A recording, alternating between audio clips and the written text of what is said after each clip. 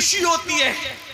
अरे बारिश में भीग करके तकरीर सुन रहे हो तो कभी बारिश में भीग कर मस्जिद भी जाना सीखो। जिंदाबाद जिंदाबाद।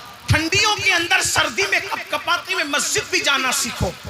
एक बात कह दूं, तकरीर नहीं सुनी तो अल्लाह ये नहीं पूछेगा कि तुम तकरीर सुनने क्यों ना गए, लेकिन अल्लाह क़यामत के दिन सबसे पहले अगर पूछेगा तो पूछेगा तूने नमाज क्यों नहीं पढ़ी। अभी हजरत ने पूछा ना कौन नमाज पढ़ के आया, खू गरे हमद से थोड़ा सा गिला भी सुन ले। भाइयों अब तो बहुत सारे माइक संभालने वाले भी नमाज के बगैर आते हैं।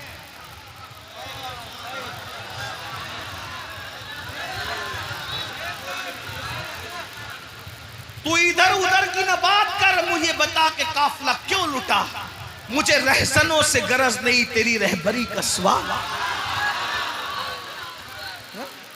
अरे ये माइक संभालना भी इबादत नहीं रहा, इतना माशाअल्लाह ये तो तिजारत बन गया।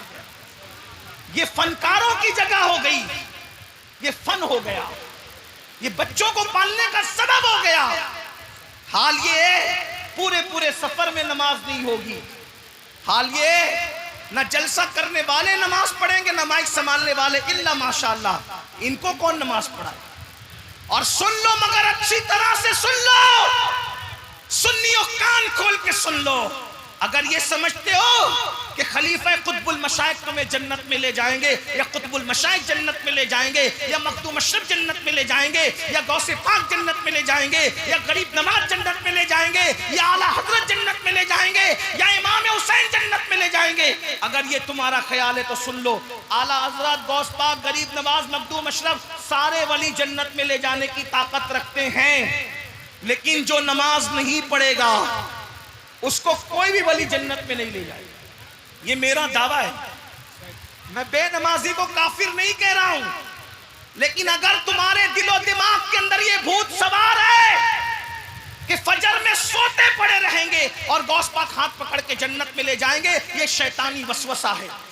गरीब नवाज जन्नत में ले जाएंगे, ये शैतानी वसवसा है। मेरे जवानों, अरे जब उनके नाना सल्लल्लाहु अलैहि वसल्लम जिससे नाराज है, मुझे बताओ क्या गरीब नवाज उससे राजी है? गौसे पाक उससे राजी है? मखदूम पाक उनसे राजी है? अल्लाह के रसूल ने इरशाद फरमाया, आका फरमाते बेनमाजी को भीख भी मत दो। तवज्जो है, गौर फरमाएं। ऐ मेरे वफादार जाला के और हिजरत नवा के आने वाले जवानों, अल्लाह के रसूल फरमा रहे बेनमाजियों को भीख भी मत दो, बेनमाजियों के साथ मत बैठा करो, बेनमाजियों को अपने घर में मत बुलाया करो, उसको जगह मत दिया करो, क्योंकि जहां जहां बेनमाजी जाता है उस पर अल्लाह की लानत बरसती। बताइए, अल्लाह के रसूल फरमा रहे, आका फरमाते हैं जिसने जानबूझ के नमाज छोड़ दी। ऐसे मत बोलो भाइयों, आप बिठाते हो इनको बैठने जगह कहां है? बारिश हो रही है, ये बेचारे भीगने से डर करके खड़े हैं, कहां बैठेंगे? आप थोड़ा सा लिहाज करो, एक दूसरे के लिए कुर्बानी। कुछ मत बोलो, बस कोई कुछ मत बोलो भाई। थोड़ी देर में बात कर रहा हूं, अब बात तो करनी भी नहीं थी लेकिन बारिश भी हो रही है, दिल चाहता है, लेकिन आप इतने जमजमा के बैठे तो सोचता हूं कि कुछ बात कर ही लीजिए, लेकिन कोई कुछ ना बोले। मेरी बात सुनो, अल्लाह के रसूल अलैहिस्सलाम फरमाते हैं जिसने जानबूझ के नमाज छोड़ दी, मैं मोहम्मद उससे बेजार हूं। आका कहने में उससे हुजूर इतने गुस्से में हैं कि आका ने जान के दुश्मनों से बेजारी का इजहार नहीं किया, और जो नमाज छोड़ दे हुजूर फरमाते हैं सल्लल्लाहु अलैहि वसल्लम मैं उससे बेजार हूं। और मजीद क्या फरमाया, क़यामत के दिन उसके साथ मेरा कोई वादा नहीं है। आका फरमाते मैं उसके साथ मेरा कोई वादा नहीं। और दूसरे मकाम पे फरमाया जो जानबूझ के नमाज छोड़ दे वो अल्लाह की रहमत से बाहर कर दिया जाता है, अल्लाह रहमत की चादर उससे हटा लेता है। ये बात मैं इन उलमा की और बुजुर्गों की मौजूदगी में कह दूं, अरे जब अल्लाह ने तुमसे रहमत की चादर हटा ली तो अब कौन सा तावीज़ तुम्हारी रोजी में बरकत लाएगा? मुझे बताओ। तावीज देने वाला ज्यादा से ज्यादा बहुत बड़ा इस वक्त मिलेगा तो वली मिलेगा। वली, वली से बड़ा कोई मिलेगा इस दौर में? सहाबी तो है नहीं, अंबिया तो दुनिया से ज़ाहिरी तौर पे पर्दा फरमा चुके। ज्यादा से ज्यादा बड़ा बुजुर्ग कौन मिलेगा? तावीज वाला, दुआ देने वाला कौन मिलेगा? वली मिलेगा। आपसे पूछना चाहता हूं मेरे भाई, तवज्जो से सुनना, अल्लाह नाराज होकर रहमत हटा ले तो वली का तावीज आपकी किस्मत कैसे बना सकते? ये जो दिलो दिमाग के अंदर खपत है, नमाज नहीं भी पढ़ेंगे तो तावीज तकदीर संवार देगा। भाइयों, वली तो वली है, नबियों की भी ये शान है, ये शान कि अल्लाह अगर नबी को मना कर दे कि तेरे बेटे से मैं नाराज हो गया हूं, इसकी मदद मत करना, तो नबी अपने सगे बेटे की भी मदद नहीं करते। वली क्या? मैं कुरान के हवाले से बात करूं, सुन्नी हजरात ये बात सुनने के कम आती है। उनको तो ये सुनना है ना कि जलसे में आए हो तो फला बुजुर्ग को देखो और जन्नत में जाओ, और फला को देखो जन्नत, और जिनका जन्नत में जाने की कोई गारंटी नहीं है, ये अल्लाह के बंदे उनके चेहरे दिखा के जन्नत बांट रहे। इसलिए हक सुनने आए हो तो सुनो।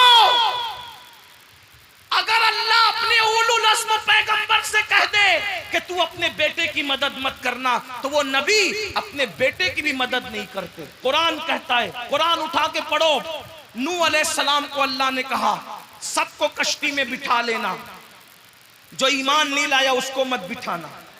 भाइयों, चूहों को तक बिठा लिया कश्ती में, और बताऊं सूअर को तक बिठा लिया कश्ती में, कुत्तों को तक बिठा लिया कश्ती में, लेकिन ये अल्लाह की शान, अल्लाह ने कह दिया तेरे बेटे को मत बिठाना।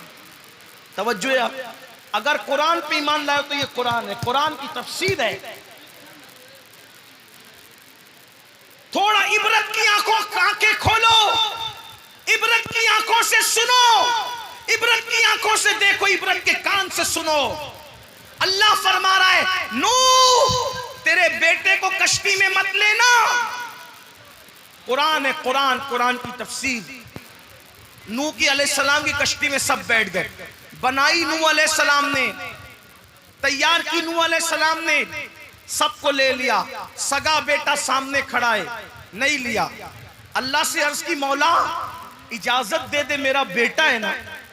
बेटा तो बेटा ही होता है, बाप तो बाप ही होता है, बाप के जज्बात होते हैं बेटे के लिए। नूह अलैहिस्सलाम ने कहा मौला मेरा बेटा है ना, इजाजत दे ले लूं।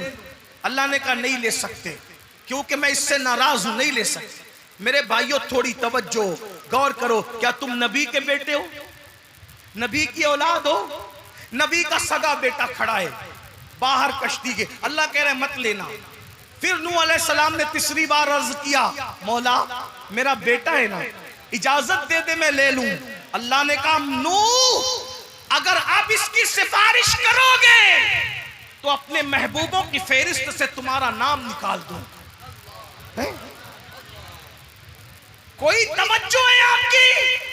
अरे जब अल्लाह नाराज हो तो नबी अपने बेटे को मना करने की वजह से अपने बेटे को कश्ती में सवार नहीं कर सकते, तो जिनसे अल्लाह नाराज हो वली लोग हाथ पकड़ के उनका जन्नत में कैसे ले जा सकते? इसलिए खुदा के लिए तौबा करो। जो माल कमाते हो वो यही छोड़ के जाना है। अरे जो माल छोड़ के जाना है, 8-8 घंटे 10-10 घंटे वो माल कमाने के लिए मेहनत करते हो, उस माल को कमाने के लिए दिल्ली तक जाते हो, कलकत्ता तक जाते हो, बंबई तक जाते हो, हत्ता के सऊदी और दुबई तक जाते हो। अल्लाह अकबर, बैतुल खला तक साफ करते हैं लोग माल कमाने के लिए। ओ नादान इंसान, जो माल कब्र में नहीं जाएगा, जो माल आखिरत में काम नहीं आएगा, उसको कमाने के लिए तू इतना लंबा लंबा सफर करता है। और जो नमाज कब्र में तेरे साथ जाने वाली है, जो नमाज कफन में तेरे साथ जाने वाली है, जो नेक अमाल तेरे साथ जाने वाले हैं, मेरे भाई उसके लिए तू 10 मिनट का टाइम नहीं निकालता, एक वक्त की नमाज के लिए सिर्फ 10 मिनट का टाइम लगता है मेरे भाई, इसलिए 10 मिनट का टाइम निकालो। पूरी 5 वक्त की नमाज के लिए सिर्फ 50 मिनट के टाइम लगते हैं, पूरा 1 घंटा भी नहीं लगता। अल्लाह ने पूरी जिंदगी दी, एक एक दिन में 24-24 घंटे दिए, फिर क्यों टाइम नहीं निकालते, फिर क्यों वक्त नहीं निकालते? भाइयों, आप कहते हो टाइम नहीं मिलता, ये झूठ है। अगर नमाज के लिए टाइम नहीं तो गेम के लिए टाइम कैसे मिलता है, फेसबुक के लिए टाइम कैसे मिलता है, यूट्यूब के लिए टाइम कैसे मिलता है, लोगों के साथ बैठने के लिए, अरे सबके साथ के लिए टाइम मिलता है, रब की बारगाह में हाजिर होने के लिए टाइम नहीं मिलता। इसलिए कहना तो बहुत कुछ चाहता था, मज़ामीन तो बहुत सारे जहन में लेकर आया था, लेकिन मौसम इस बात की इजाजत नहीं देता कि आपको मस्जिद में खड़ा रखूं। इसीलिए आज इसी पर अपनी गुफ्तगू मुकम्मल करता हूं। इंशाअल्लाह फिर मुलाकात होगी, कभी आना होगा तो आपसे तफसीली गुफ्तगू करेंगे। लेकिन आज बताओ, उर्से खलीफे कुतुबुल मशाइख में आने वालों, कौन आज से अहद करता है कि मैं तौबा करूंगा और आज के बाद नमाजी बनने का अहद करता हूं? कितने लोग हाथ उठाते हैं? सुभान अल्लाह। भाइयों, हाथ उठाओगे तो भी नमाज फर्ज है, नहीं उठाओगे तो भी फर्ज है, लेकिन उठा के अल्लाह को गवाह बनाए, उठा के रखे जरा। ए अल्लाह, ये कबूलियत की घड़ी में हाथ उठाना नमाज के लिए इनका काम था, इनके उठे हुए हाथों की लाज लकरत तेरे करम पर है मौला। इन सबको नमाजी बना दे, इन सबको नेक बना दे, सबकी जिंदगियों में इनकलाब पैदा फरमा दे, और अल्लाह पाक हुजूर कुतुबुल मशाइख के फयूज़ व बरकत से माला माल फरमा दे।